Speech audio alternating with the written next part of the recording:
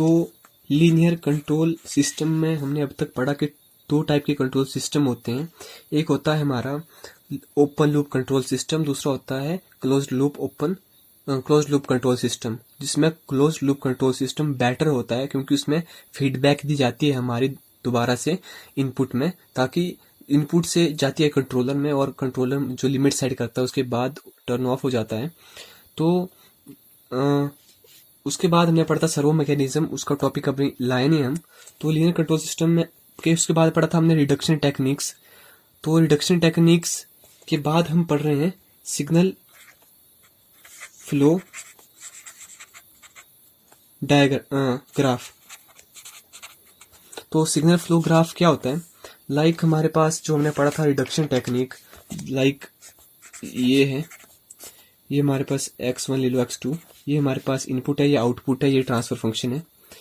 तो इसके जो हमारे न्यूमेरिकल होते थे, जो बड़ा फंक्शन है उसको हम रिड्यूस करते थे स्मॉलर फंक्शन में।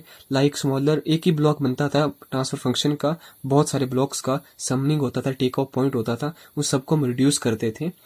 मतलब सिग्नल फ्लो ग्राफ इसको ईजी बनाता है, इसे एक सिंपल वे में बनाता है।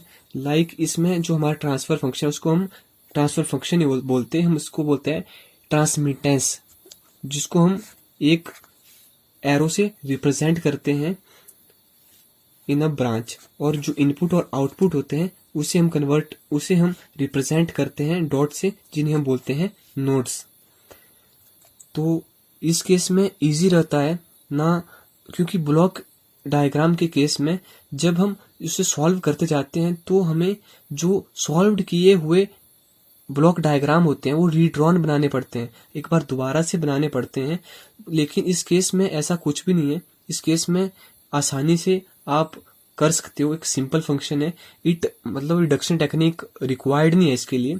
और signal flow graph is applicable for linear system. तो एडवांटेज ये है कि लीनियर जो ब्लॉक डायग्राम रिडक्शन टेक्निक है वो टाइम कंज्यूमिंग है टू टाइम सेव, क्योंकि उसमें ईच स्टेज के साथ एक ब्लॉक मतलब मॉडिफाइड ब्लॉक डायग्राम रिड्रॉन करना पड़ता है। तो ये टाइम कंज्यूमिंग है और सिंपल है, और इसमें उतना कॉम्प्लेक्स सिस्टम नहीं है, क्योंकि उसमें पहले वो रिडक्शन टेक्निक में कॉम्प्लेक्स को मतलब हम एक ही फंक्शन में ले आते थे, एक ट्रांसफर फंक्शन में, लेकिन जो उसको सॉल्व करने का मेथड था वो भी कॉम्प्लेक्स था, तो हम इसका यूज करते हैं। तो हम इसको एक न्यूमेरिकल से पूरा समझ लेंगे क्या बात है, क्योंकि न्यूमेरिकल से ये बहुत ही इजी तरीके से समझ आ जाएगा। हमको भी ऐसे ही कराया था सर ने और हमें समझ भी आ गया था। लाइक हमारे पास कुछ इक्वेशंस हैं, मैं लिख लेता हूँ इक्वेशन। तो हमारे पास 5 इक्वेशंस हैं। तो देखिए उसमें कोई भी आईडी करने वाली बात नहीं है। जो x2 है वो फर्स्ट इक्वेशन का आउटपुट है जो x2 है, और ये a है, ये ट्रांसफर फंक्शन है जो अटैच्ड है विद x1 एंड x2 के, और c जो है ट्रांसफर फंक्शन है जो वो अटैच्ड है x3 एंड x2 के। तो हैं क्या ये x1 x2 x3, ये क्या है? ये नोड्स हैं। लाइक इन्हें हमें सीक्वेंस में लिखना पड़ता है, डॉट है x1 x2 एंड x3। तो फर्स्ट इक्वेशन में देखो क्या लिखा था, ये आपका x2 है। तो देखिए a ट्रांसफर फंक्शन है जो कहाँ जाएगा, x2 में जाएगा। जो जितनी फंक्शन है मतलब x2 यहाँ पे दिया है ना, ये आउटपुट है, तो सारी जो भी इनपुट्स होंगी, नोड्स होंगे, वो इसी में मिलेंगे, पर इसी में ही मिलेंगे। ये स्टेप 1 है फर्स्ट इक्वेशन का, और ये c है ट्रांसफर फंक्शन है, और थर्ड से इसे हम अगर इस डायरेक्शन में ले आएंगे तो जो फ्लो है वो रिवर्स हो जाएगा। मतलब ये एक लाइन सिंगल लाइन है, ये x1 x2 x3 x4 x5 x6 बनेगा लास्ट में कंबाइन करके। तो ये फ्लो हमेशा इस साइड होना चाहिए। तो हम यहाँ पे बना देते हैं एक लूप, और इस जो लूप है इसकी डायरेक्शन होगी आपकी x2 की साइड जो है c ट्रांसफर फंक्शन, और इसका ट्रांसफर फंक्शन है a। तो ये बन गया, ये इक्वेशन 1 के लिए वैल्यू थी।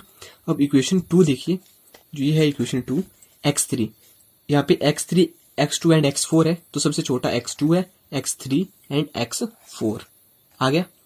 तो देखिए यहाँ पे देखिए जो x लिख लीजिए x2 x3 एंड x4। तो देख लीजिए जो x3 है वो यहाँ पे आउटपुट है, तो b x2 से x3 की तरफ जाएगा, ये है b, और x4 से यहाँ पे अगेन x3 की तरफ आएगा क्योंकि आउटपुट x3, और यहाँ पे आ गया e। हम इस लूप को ये किसी भी डायरेक्शन से ले जा सकते हैं, ऊपर से या नीचे से। तो थर्ड इक्वेशन देखिए, थर्ड इक्वेशन तो सिंपल सी है, x4 है x3 है, तो x3 and x4, x3 and x4, ये तो एक ही है, मतलब 2 पॉइंट है, तो सिंपल सा हम ज्वाइंट कर सकते हैं, इसमें लूप तो बनेगा ही नहीं 2 पॉइंट में, तो ये तो सिंपल सा है। तो पर जो फ्लो होगा, हमारे पास x4 है वो आउटपुट है, लेकिन इस डायरेक्शन में फ्लो हमेशा इसी डायरेक्शन में होगा, और जो ट्रांसफर फंक्शन है वो है d। और चौथी इक्वेशन देखिए, x5 एंड x4 है, x4 एंड x5 ये नोड है, इस डायरेक्शन में ही होगा, और ये f है, और x6 जो है वो x5 है, x5 एंड x6, और वो डायरेक्शन भी इसी साइड होगी क्योंकि आउटपुट इस साइड है x6। तो देखिए ये सारा बन गया, तो इसका एक बार 1 2 3 4 5 6, क्योंकि x1 x2 x3 x4 x5 x6 तक है, तो जो भी ऊपर बनाया है उसको नीचे कॉपी कर लो, like x1 x2 x3 x4 x5 x6 है। तो देखिए ऊपर कैसा था, ये था a, और यहाँ पे एक लूप था, और यहाँ पे c की तरफ था, और जो b था इसमें x2 से x3 की तरफ गया, देखो b है, और यहाँ पे एक लूप है जो यहाँ पे e की तरफ आया x4 से, और यहाँ पे x3 से x4 की तरफ है, देखो यहाँ पे e है, यहाँ पे d टर्मिनल दे दिया है, यहाँ पे d टर्मिनल दे दिया है, और x4 से x5 की तरफ भी है देखिए, और डायरेक्शन ये है, और ये f है, x5 से x6 की तरफ भी है देखिए, ये g। मतलब जो ऊपर जो हमने बनाया है वही हमने नीचे पुट कर देना है।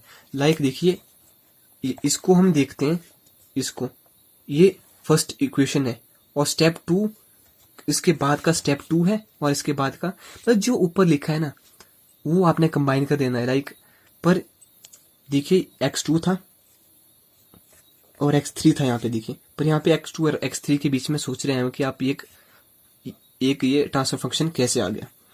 तो यहाँ पे देखिए x2 एंड x3 के बीच में एक ट्रांसफर फंक्शन था, हमने जो सारी वैल्यू पुट की है, कहीं भी हम ओवर राइटिंग नहीं कर रहे किसी दूसरे के ऊपर कि यहाँ पे 2 ट्रांसफर फंक्शन आ गए, एक के ऊपर दूसरा आ गया, ऐसा नहीं कर रहे हम। इस केस में तो सिंपल है, ऐसा हम कर नहीं रहे। चलो ये तो कुछ मतलब आसान से थे। एक इक्वेशन देता हूँ मैं आपको, सिर्फ एक ही इक्वेशन है ये, हम मिलके इसको सॉल्व करेंगे।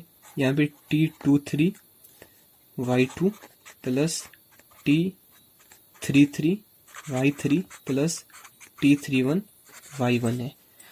तो यहाँ पे नर्वस नहीं होना है आपने, y y2 y3 y1, तो 3 ही नोड है, y1 y2 and y3, y1 y2 and y3। तो देखिए y1 से तो y2 की तरफ, सॉरी यहाँ पे 3 है, ये आउटपुट है हमारी, y3 यहाँ पे आउटपुट है। तो देखिए हम पहले y1 को लेते हैं, लाइक y1 3 से कनेक्ट है ना, y1 3 से कनेक्ट है, तो यहाँ से तो ये जाएगी नहीं क्योंकि y2 का इसमें तो जिक्र ही नहीं है, तो ये यहाँ पे लूप y जाएगी y3, और y2 यहाँ से डायरेक्ट चले जाएगी क्योंकि y2 y3 एंड y2 आपस में कनेक्ट है, और इसमें जो ट्रांसफर फंक्शन है वो t31 आएगा, और इसमें जो ट्रांसफर फंक्शन है वो t32 आएगा। और ये देखिए ये इसके बारे में आपको बता रहा था कि कॉम्प्लेक्स क्या है इसमें t33 y3 मतलब 3 को 3 से ही आ रहा है आउटपुट, मतलब ट्रांसफर फंक्शन 3 से मतलब 3 को ही आ रहा है, मतलब इसमें जो हमारा नोड है वो भी 3 ही है, और जो यहाँ पे आएगा वो भी 3 ही है, आउटपुट भी क्योंकि 3 ही है। तो ये हमें सेल्फ लूप बना लेंगे हम, और उसका है आपका t33। ये आपका ये क्वेश्चन सॉल्व हो गया।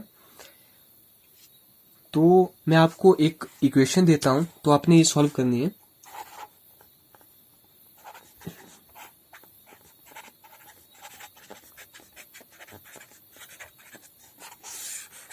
ये आपने सॉल्व करनी है, इजी सी है, लेकिन सॉल्व करके मुझे व्हाट्सएप पे भेज दीजिएगा।